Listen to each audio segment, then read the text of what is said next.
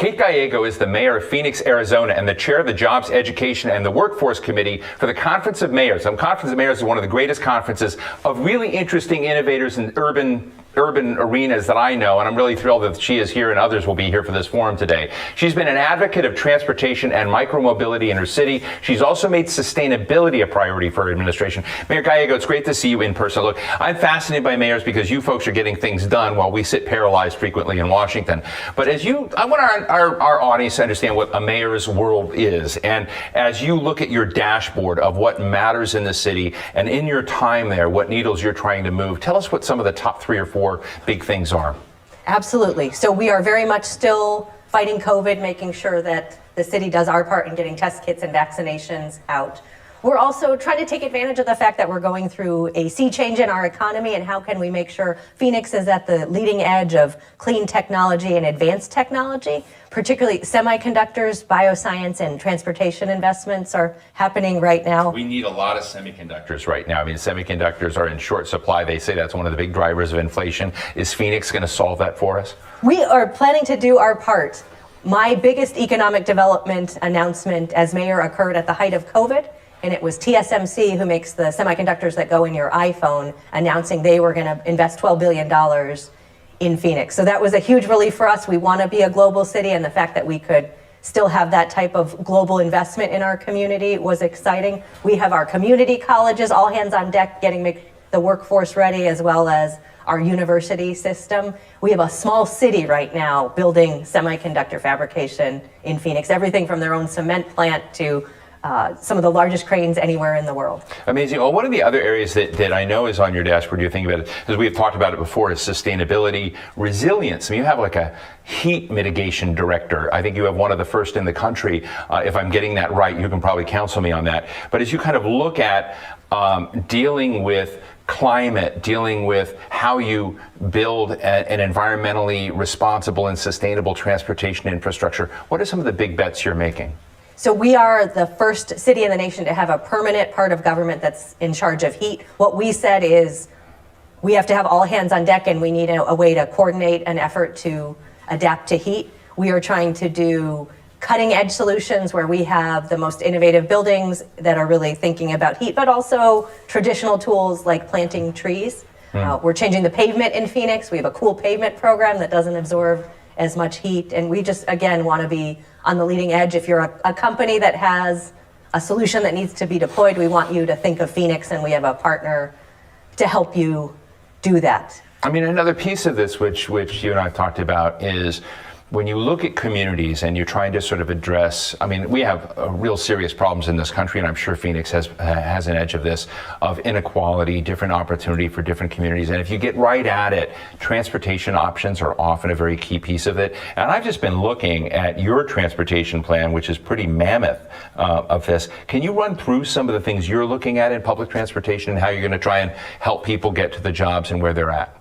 We are trying to build out both cutting edge and some of the traditional investments.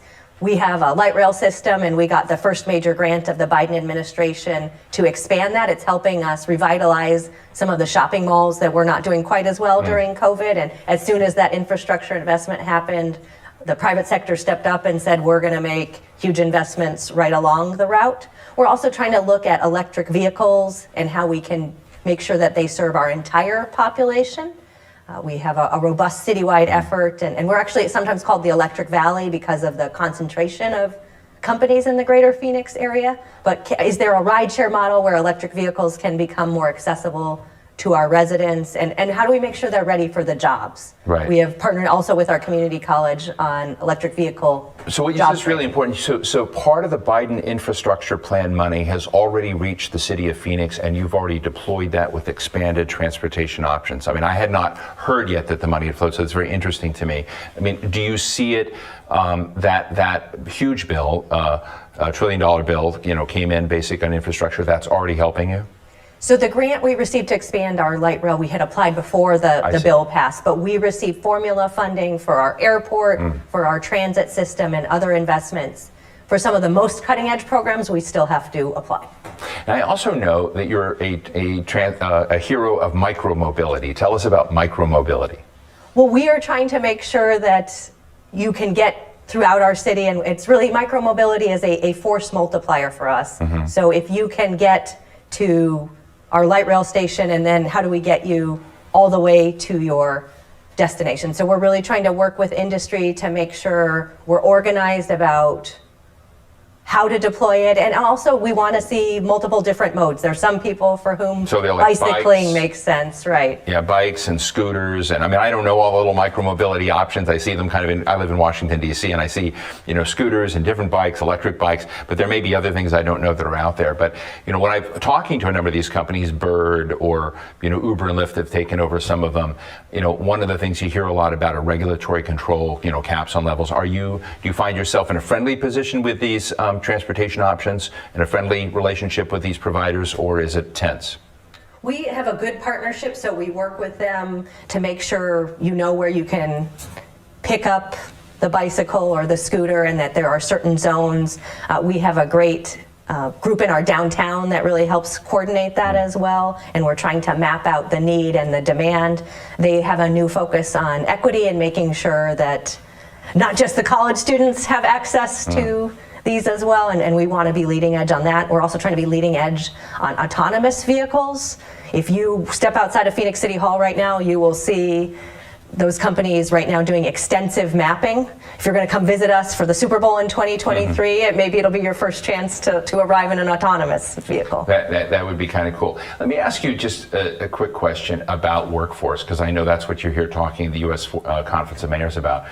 And we talk a lot about it, but there's an enormous gap right now in open jobs and those people applying for them. And I've always been fascinated by, where our strengths and weaknesses are of taking our population and getting them into jobs. Are we providing the best training options for them? Are we helping to subsidize or support that training for them? And I'd just like to know, within the kind of greater Phoenix area, as you look at upskilling your citizens in a way they can afford and then get connected to job opportunities, what are the tangible things in that equation that matter most to you? We have, from the semiconductor industry to bioscience, these great leading edge jobs, and we're working with our educational institutions to make sure people are ready for them. We've had so many companies coming into Phoenix, and we want to make sure the people who already live in Phoenix can get those jobs. So we partnered with the community college, not just to provide classes, but also if you have a transportation barrier, how can we get you there, or can we go online? If daycare is a challenge, we have vouchers to support that as well, and that's been very successful. We're also learning that if we just go out into our communities, that can make it easier to break down barriers. It was a big week for Phoenix. Yesterday, we won the Bloomberg Philanthropies Mayor's Challenge. We were one of 15 cities recognized for our mobile career unit. Well, congratulations on that. That's been a great recognition, and one that I'd recommend to other cities. And what does it do, the mobile career unit does what? So we have a van so we started out with our COVID program doing mobile testing and then mobile vaccinations, and what we found is there's a lot of people, if it's at your church parking lot or your kid's school, you're much more likely to take advantage of those services. So we repurposed one of those vehicles and started out with a mobile career unit. You can interview for a job from the van, and we connect you to employers. I interviewed for a hotel job. They didn't hire me from the van, but it was great technology, COVID safe, and easy for people who it's so interesting. I think it's one of the really big interesting gaps is where local governments and city governments can really make a difference in connecting people. We're taking questions from the audience, and we have a question for you from Noah Banayan. Noah? Hi, my name is Noah Banayan. I'm the Director of Federal Affairs for People for Bikes, the National Trade Association representing the U.S. bicycle industry. And my question is, how are mayors planning to use infrastructure bill funding to build out connected, protected, active transportation networks to support an increase of biking, walking, and micromobility use? Thank you. What a great question. Mayor? Thank you, and it's very exciting for me. Long before I ran for office, I was the chair of our advisory committee on environmental issues and helped create our first bicycle citizen effort at the city. We have developed a roadmap for our entire city, which is more than 500 square miles, and so this federal funds will help us really expedite installing that infrastructure. My predecessor in the mayor's office is now in Congress, Greg Stanton, and he worked very closely with us from his position on the Transportation Committee to make sure that safety and mobility were part of this program.